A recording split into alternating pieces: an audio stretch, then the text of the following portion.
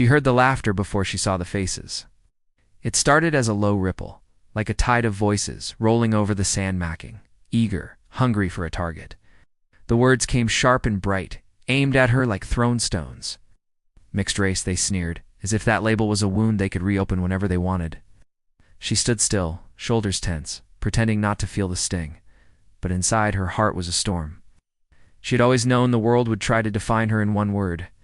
She had always known she would be the exception, the other, the one who didn't fit the neat lines they drew. Still, she had not expected the cruelty to arrive with such casual certainty. She could feel every pair of eyes on her, every whisper that followed her name like a shadow. Before I tell you what happened next, tell me in the comments where you're rewatching from. I love knowing who's listening.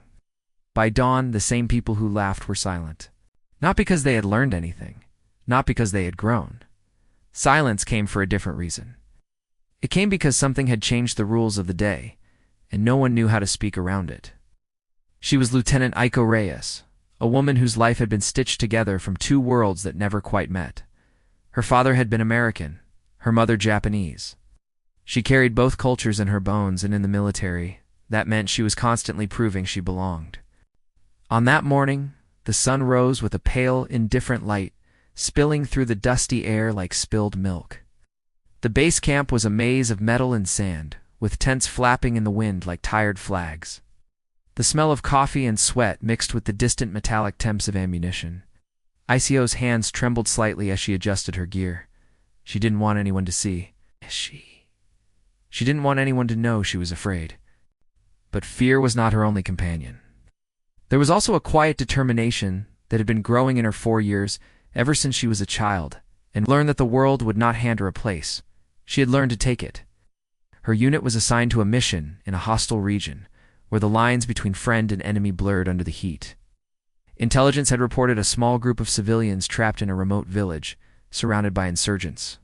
The kind of mission that should have been straightforward, but never was. They were told the area was dangerous. They were told to expect resistance.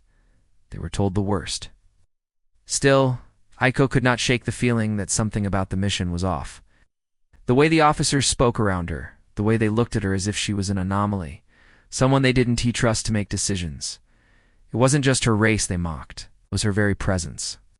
"Maybe she won't be able to keep up," someone whispered. "Maybe she'll slow us down. She's not one of us." Those words landed like blows. Aiko forced her breath to steady. She had learned to turn pain into fuel. She had learned to use their doubt as a sharpened edge. They moved out at first light. The convoy crawled through rough terrain, dust rising like ghosts around the wheels. The air was dry, heavy with the smell of sun-baked earth. Aiko's boots crunched over gravel, each step echoing in her mind. She kept her eyes forward, her thoughts locked on the mission. And then the first shot rang out. Not a loud burst, but a single clean crack that split the air. A warning, a signal. The beginning of something that would change everything. Unit hit the ground, training kicking in like instinct. But Aiko felt a different sensation. It wasn't the adrenaline. It was a deep, bone-deep awareness that she was being watched like prey. The enemy was not just hiding in the trees. They were watching their every move, waiting for the moment to strike. The firefight escalated quickly.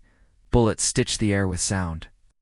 The world became a blur of motion, of commands shouted over the chaos. Aiko saw men fall. She saw fear in the eyes of those who had once mocked her. The laughter had vanished, replaced by something much heavier.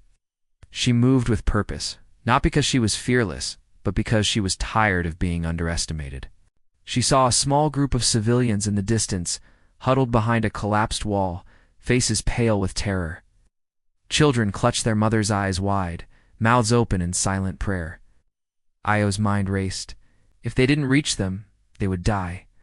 Her unit was pinned down. They were outnumbered. The enemy had the high ground, and every step forward felt like walking into a storm. In that moment, she had a choice. She could stay with the group, follow orders, and survive. Or she could risk everything to save strangers who had done nothing to deserve this. The decision came with a moral weight that made her stomach twist. She thought about the men who had mocked her, about the way they had laughed as if she was a joke. She thought about the child's face, the way the little boy looked at her like she might be the last person who could help. She thought about her mother, who had taught her that courage wasn't the absence of fear, but the willingness to act despite it. Aiko rose. "Cover me!" she shouted, her voice cutting through the chaos. She didn't wait for permission. She didn't ask for approval. She simply moved. The enemy's fire intensified. Bullets pounded the ground around her like a storm of iron. The air was thick with dust, and each breath tasted like grit. She ran in a crouched sprint, moving between cover, her heart hammering in her chest. The unit watched her, stunned. Some of them were angry, some of them were afraid, but none of them stopped her. Aiko reached the civilians and grabbed the smallest child first, lifting him into her arms. His tiny body was shaking, but his eyes held something like hope. She looked back at the others, and in that moment, she saw something change. The men who had mocked her were no longer laughing. Their faces were set with a new kind of respect, one that didn't need words. They saw what she was willing to do, and they realized they had been wrong. The rescue was a blur of motion. Soldiers moved like a tide, coordinated and fierce. Aiko led the way, guiding the civilians through the chaos. Her mind focused on one thing: survival.